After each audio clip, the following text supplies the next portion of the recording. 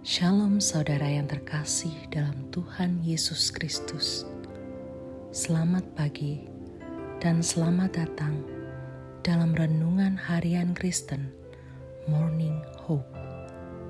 Kiranya saudara dalam keadaan yang sehat, dipenuhi oleh sukacita dan damai sejahtera. Hari ini kita akan merenungkan kebaikan Tuhan dalam hidup kita melalui firman Tuhan, dan kiranya firman Tuhan senantiasa menjadi kekuatan kita dalam memulai dan melakukan segala kegiatan kita di sepanjang hari ini. Namun sebelum kita merenungkan kebenaran firman Tuhan, mari kita berdoa. Bapa kami yang di surga, Bapa yang kami muliakan dan kami sembah, dalam nama Yesus Kristus, kami mengucap syukur untuk hari yang baru ini. Kami juga bersyukur untuk pemeliharaan, kekuatan, kesehatan, serta anugerah yang telah Engkau berikan.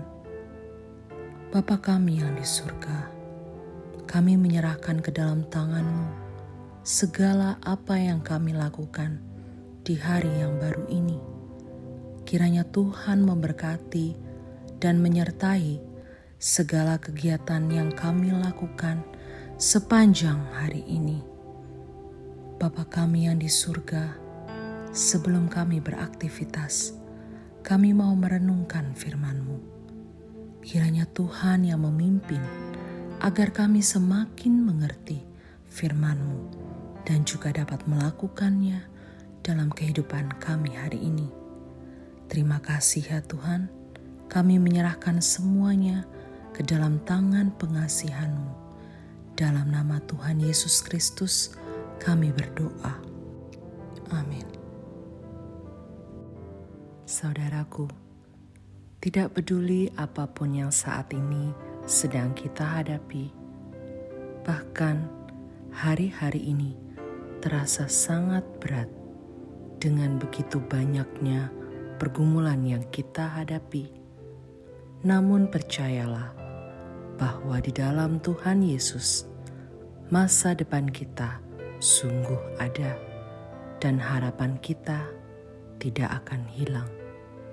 Sekali lagi, Amsal 23 ayatnya yang ke-18 menuliskan bagi kita semuanya. Karena masa depan sungguh ada dan harapanmu tidak akan hilang. Saudaraku, ingatlah selalu untuk jangan sampai kita menaruh rasa iri hati kepada orang-orang yang tidak mengenal Tuhan. Sekalipun kelihatannya kondisi mereka jauh lebih baik, bahkan lebih mudah hidupnya daripada kita. Sesungguhnya kita harus percaya bahwa masa depan kita sudah dijamin oleh Tuhan Yesus. Pengharapan itu sangat penting dalam hidup kita. Mengapa?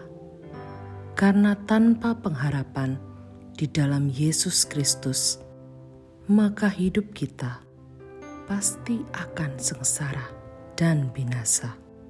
Demikian juga orang yang tidak memiliki pengharapan, kecenderungan hidupnya berada dalam keputusasaan, dan tentu saja kondisinya bisa menjadi sakit-sakitan. Bukankah jika kita kehilangan harapan, maka hal tersebut akan membuat kita sakit, membuat kita tidak bergairah, membuat kita letih lesu, dan tidak adanya pengharapan sama juga halnya dengan mengeringkan tulang, sama seperti yang terdapat pada Amsal 17 ayatnya yang ke-22. Tetapi begitu ada secercah pengharapan dalam kehidupan kita, maka tentu saja kita akan merasakan adanya energi, gairah, dan juga kekuatan yang baru. Perhatikan ini baik-baik. Ada 3 hal dalam hidup yang tidak bisa kembali, yaitu waktu, kenangan atau nostalgia, dan juga kesempatan. Ada 3 hal yang tidak boleh hilang dari hidup kita, yakni pengharapan, ketulusan, dan gairah. Banyak manusia dan tidak luput juga orang Kristen dalam menghadapi hidup ini dengan cara apatis, tidak memiliki spirit, gairah, dan semangat. Ya, pola pikirnya pun sudah jauh berbeda dari kebenaran firman Tuhan. Konsep yang tertanam dalam pikirannya menganggap bahwa tidak ada lagi yang baik dalam hidup ini. Realita hidup berkata, memang tidak ada yang pasti atau banyak ketidakpastian. Di tengah ketidakpastian tersebut, banyak manusia butuh kepastian. Untuk memperolehnya, manusia pun mengambil langkah yang salah. Bukan datang kepada Allah, justru mengandalkan kekuatan dunia, mengandalkan kekuatannya, mengandalkan manusia. Mulai dengan jasa orang-orang pintar yang notabene memakai kekuatan gaib yang dilarang oleh Allah. Apakah orang Kristen boleh percaya kepada kekuatan dunia ini? Berangkat dari firman Tuhan dalam Imamat 19 ayatnya yang ke-31 berkata, "Janganlah kamu berpaling kepada arwah atau kepada roh-roh peramal. Janganlah kamu mencari mereka dan dengan demikian menjadi najis karena mereka. Akulah Tuhan Allahmu." Kemudian dalam Imamat 20 ayatnya yang ke-6 dikatakan demikian, "Orang yang berpaling kepada arwah atau kepada roh-roh peramal, yakni yang berzina, dengan bertanya kepada mereka, Aku sendiri akan menentang orang itu dan melenyapkan dia dari tengah-tengah bangsanya." Dengan teks ini, jelaslah kepada kita bahwa mempercayai, bahkan meletakkan harapan masa depan dan hidup melalui ramalan, kuasa kegelapan adalah sesuatu yang dilarang dan bahkan mendapatkan sanksi yang sangat keras. Umat Tuhan dilarang dengan keras mempercayai dan bertanya kepada para peramal apapun alasannya. Dalam firman Tuhan ada janji yang luar biasa, karena masa depan sungguh ada dan harapanmu tidak akan hilang. Ada di dalam Amsal 23 ayatnya yang ke-18. Ini janjinya yang luar biasa atas kita. Masa depan yang disediakan dan harapan yang akan terwujud. Tuhanlah yang memberikan kita masa depan. Puji Tuhan, bagi kita orang percaya, masa depan kita ada di tangan Tuhan. Dari firman Tuhan ini, apa yang bisa kita benahi dalam hidup ini untuk meraih masa depan bersama Tuhan? Yang pertama, tidak mudah menyerah dengan keadaan. Belajar dari Yusuf. Yusuf yang disertai Tuhan tidak menyerah dalam situasi apapun. Ia mampu mengubah frustasi menjadi prestasi. Di rumah Potifar, ia dipercaya mengelola harta Potifar. Di penjara pun ia mendapat kasih dari kepala penjara untuk menolong mengerjakan tugas-tugas. Yusuf diberkati. Tuhan mampu mengubah segala keadaan buruk menjadi berkat. Yusuf tidak dendam kepada orang yang berbuat jahat kepadanya.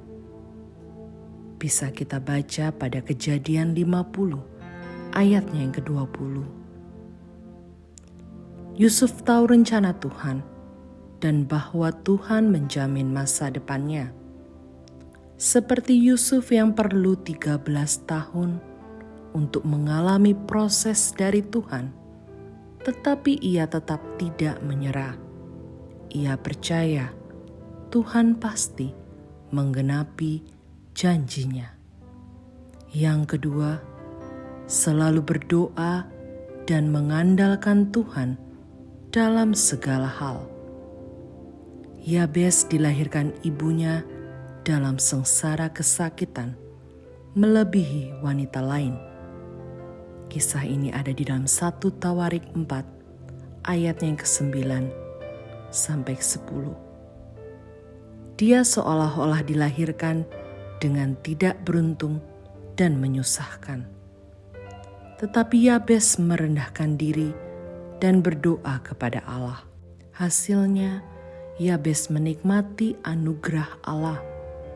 Kuasa doa melalui Kristus dapat mengubah segala sesuatu.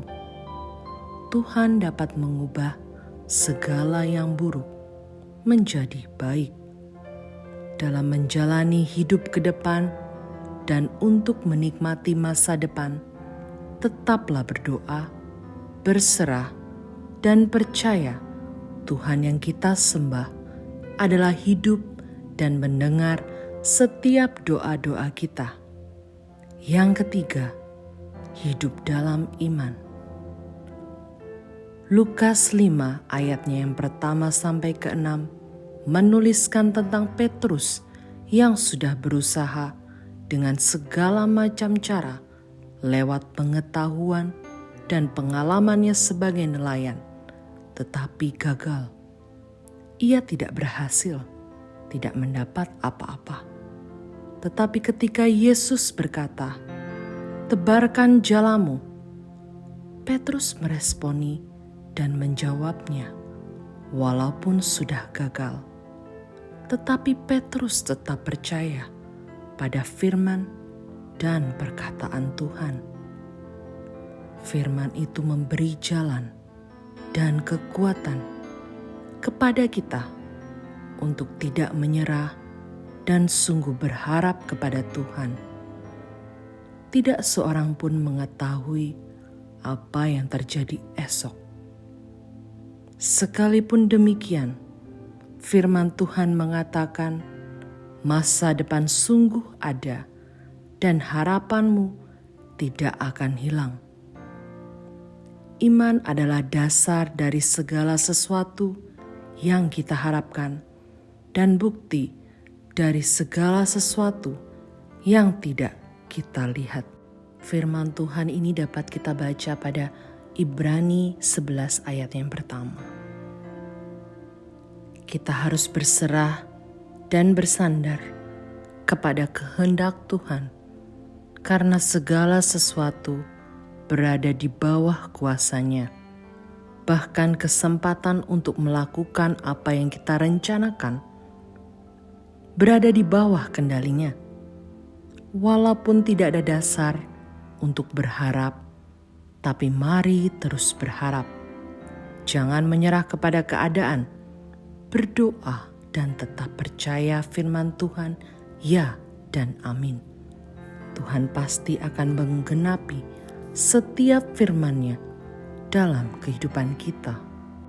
Biarlah prinsip ini ada di dalam hidup kita sebagai orang percaya. Kalau kita mau melihat masa depan yang penuh dengan harapan. Tuhan Yesus memberkati. Amin. Ya Tuhan, kami sungguh bersyukur atas anugerah-Mu, bersyukur atas pimpinan serta penyertaan-Mu atas hidup kami. Kami bersyukur jika Engkau telah memberikan harapan yang kekal itu melalui pengorbanan-Mu di kayu salib. Kami tidak lagi merasa takut dan khawatir akan hari esok, karena bersama dengan Tuhan, maka masa depan sungguh ada dan harapan kami tidak akan hilang. Di dalam nama Tuhan Yesus kami berdoa. Amin. Demikian renungan kita pada hari ini. Kiranya sukacita dan damai sejahtera memenuhi kita sepanjang hari. Tuhan Yesus memberkati. Shalom.